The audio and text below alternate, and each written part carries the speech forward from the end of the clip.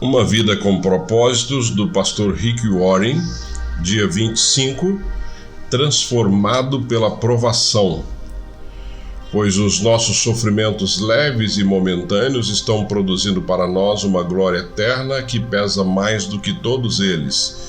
2 Coríntios, capítulo 4, verso 17. É o fogo do sofrimento que produz o ouro da santidade. Madame Guyon. Deus tem um propósito por trás de cada palavra. Ele usa as circunstâncias para desenvolver o nosso caráter. Na verdade, ele se utiliza mais das circunstâncias para nos tornar semelhantes a Jesus do que da nossa leitura da Bíblia. A razão é óbvia. Você se defronta com as circunstâncias da vida 24 horas por dia. Jesus nos alertou dizendo que teríamos problemas no mundo. Ninguém está imune à dor ou livre de sofrer. E ninguém tem a oportunidade de atravessar a vida sem problemas. A vida é uma série de problemas.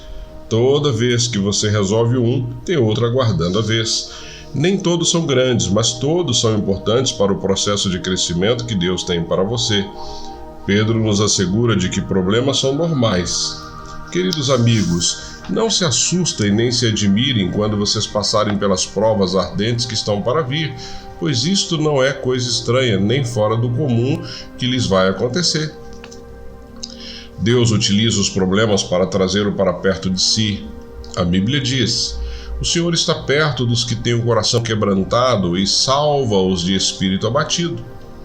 Suas mais íntimas e profundas experiências de adoração ocorrerão provavelmente nos dias mais sombrios, quando seu coração estiver partido, você se sentir abandonado, não tiver mais nenhuma opção, a dor for intensa, e você buscar somente a Deus. É durante períodos de sofrimento que aprendemos a fazer nossas orações mais sinceras, autênticas e honestas para com Deus. Quando sentimos dor física ou emocional, não temos disposição para orações superficiais. Johnny Erickson observa: quando a vida é um mar de rosas, podemos passar o tempo adquirindo conhecimento sobre Jesus, imitando-o, citando-o e falando sobre ele. Mas é somente ao sofrer que conheceremos Jesus.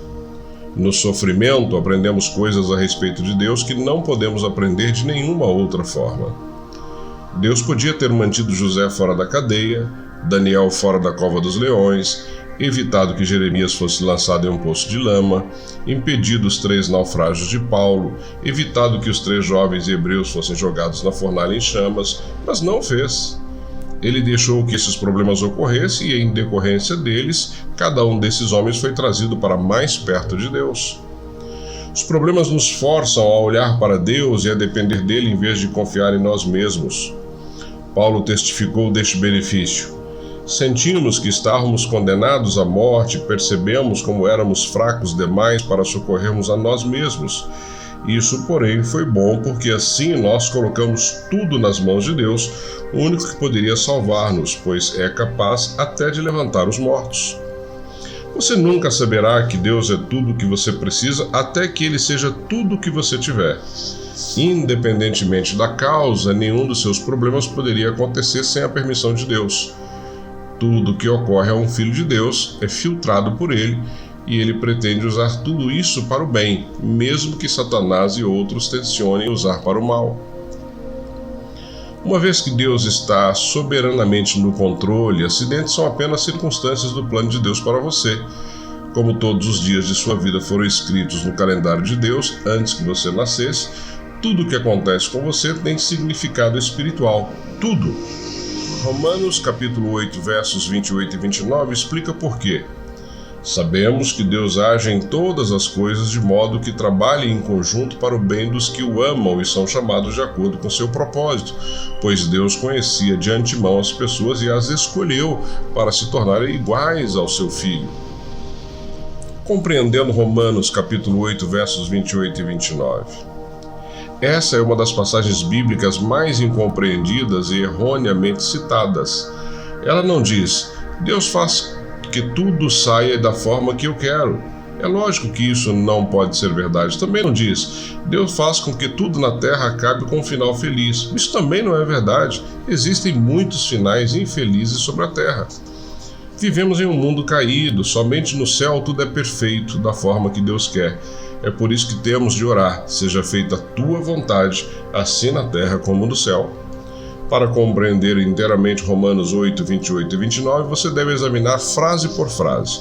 Primeiro, sabemos, nossa esperança em tempos difíceis não é fundamentada em pensamentos positivos, em anseios ou em um otimismo natural. É uma certeza de que se baseia na verdade de que Deus tem pleno controle do universo e ama todos nós. Segundo, que Deus age. Há um grande projetista por trás de tudo.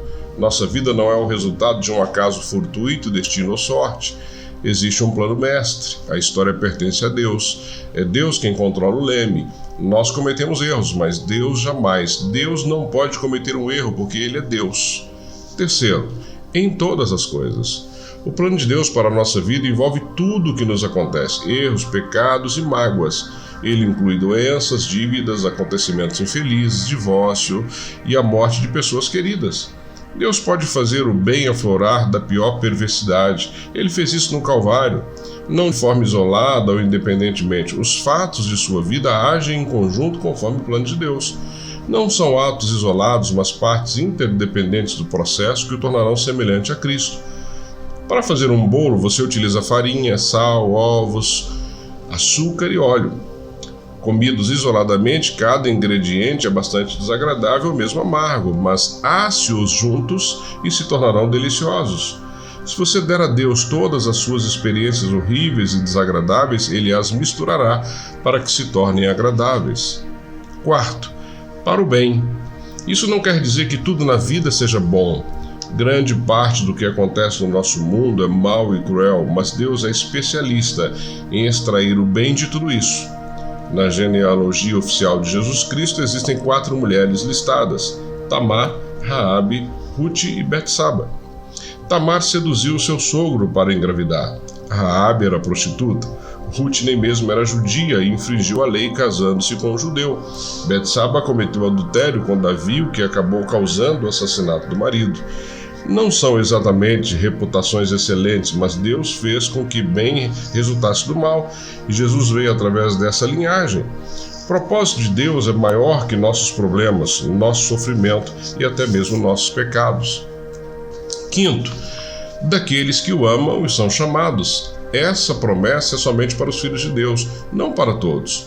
Todas as coisas contribuem para o mal daqueles que vivem em oposição a Deus, insistindo em seguir o próprio caminho. Sexto, de acordo com seu propósito. Que propósito é esse? É que sejamos iguais a seu Filho. Tudo o que Deus deixa acontecer na nossa vida é permitido por causa deste propósito. Edificando um caráter semelhante ao de Cristo. Somos como joias moldadas com o martelo e o cinzel da adversidade. Se o martelete do joalheiro não for forte o suficiente para aparar nossas arestas, ele usará uma marreta. Se formos realmente obstinados, ele utilizará uma britadeira, usará o que for necessário. Cada problema é uma oportunidade para a edificação do caráter, e quando mais difícil for, maior será o potencial para o desenvolvimento de músculos espirituais e de fibra moral. Paulo disse: sabemos que essas dificuldades produzem paciência, e a paciência produz caráter. O que acontece exteriormente em sua vida não é tão importante quanto o que acontece dentro de você. As circunstâncias da vida são temporárias, mas o caráter durará para sempre. A Bíblia frequentemente compara as provações ao fogo que refina o metal, queimando as impurezas. Pedro disse: essas dificuldades vêm para provar que sua fé é pura. Essa pureza de fé vale mais que ouro. Foi feita a seguinte pergunta a um ourives: como você sabe que a prata é pura? Ele respondeu: quando vejo meu reflexo nela. Quando você é refinado pelas provações, as pessoas podem ver o reflexo de Jesus em você. Tiago disse: sob pressão, a sua fé é forçada para fora e verdadeiramente se expõe. Visto que Deus tenciona torná-lo semelhante a Jesus, ele o fará passar pelas mesmas experiências que Jesus passou. Isso inclui solidão, tentação, pressão, críticas, rejeições e muitos outros problemas. A Bíblia diz que Jesus aprendeu a obedecer por meio de seus sofrimentos e foi aperfeiçoado por meio dos seus sofrimentos. Por que Deus não nos eximiria de passar por aquilo que permitiu ao seu próprio Filho? Paulo disse: enfrentamos exatamente o que Cristo enfrenta. Se enfrentamos tempos difíceis com Ele, então certamente enfrentaremos tempos agradáveis com Ele, reagindo aos problemas como Jesus reagiria. Os problemas não produzem automaticamente a vontade de Deus. Muitas pessoas se tornam mais amargas em vez de melhorar e nunca crescem. Você tem de reagir da forma que Jesus reagiria. Lembre-se de que o plano de Deus é bom. Ele sabe o que é melhor para você e visa apenas o seu bem. Deus disse a Jeremias: os planos que eu tenho para vocês são planos de fazê-los prosperar e não de lhes causar dano, planos de dar-lhes esperança e um futuro. José compreendeu essa verdade quando, falando aos seus irmãos que o venderam como escravo, disse: vocês planejaram mal contra mim, mas Deus o tornou em bem. Ezequias expressou os mesmos sentimentos em relação à doença que ameaçava tirar sua vida. Foi para o meu benefício que tanto sofri. Sempre que Deus disser não ao seu pedido de alívio, lembre-se, Deus está fazendo o que é melhor para nós, treinando-nos para viver o melhor de sua santidade. É vital que você se mantenha concentrado no plano de Deus, não no seu plano de sofrimento. Foi assim que Jesus suportou o sofrimento na cruz e somos exortados a seguir o seu exemplo. Mantenha o olhar firme em Jesus, nosso líder e orientador. Corrie ten Boom, que sofreu em um campo de concentração nazista, explicou o poder da concentração. Se você olhar para o mundo, ficará aflito. Se você olhar para si, ficará deprimido. Mas se olhar para Cristo, ficará descansado. Seu enfoque determinará seus sentimentos. O segredo da resistência é lembrar-se de que o sofrimento é temporário, mas sua recompensa será eterna. Moisés aguentou uma vida de problemas porque contemplava a sua recompensa. Paulo suportou as adversidades da mesma forma. Ele disse: nossas dificuldades são pequenas e não durarão muito, e ainda produzem para nós glória imensurável que durará para sempre. Não se renda a considerações de curto prazo, mantenha-se concentrado no resultado final. E, se nós somos os seus filhos, então participaremos dos seus tesouros, pois tudo quanto Deus dá ao seu Filho Jesus agora é nosso também. Mas se queremos participar da sua glória, precisamos participar também do seu sofrimento. Contudo, aquilo que sofremos agora é insignificante se compararmos com a glória que Ele nos dará mais tarde. Exulte e agradeça. A Bíblia diz: deem graças em todas as circunstâncias, pois esta é a vontade de Deus para vocês em Cristo Jesus. Como isso é possível? Repare que Deus nos manda dar graças em todas as circunstâncias, e não por todas as circunstâncias. Deus não espera que você seja agradecido pelo mal, pelo pecado, pelo sofrimento ou por suas consequências dolorosas neste mundo.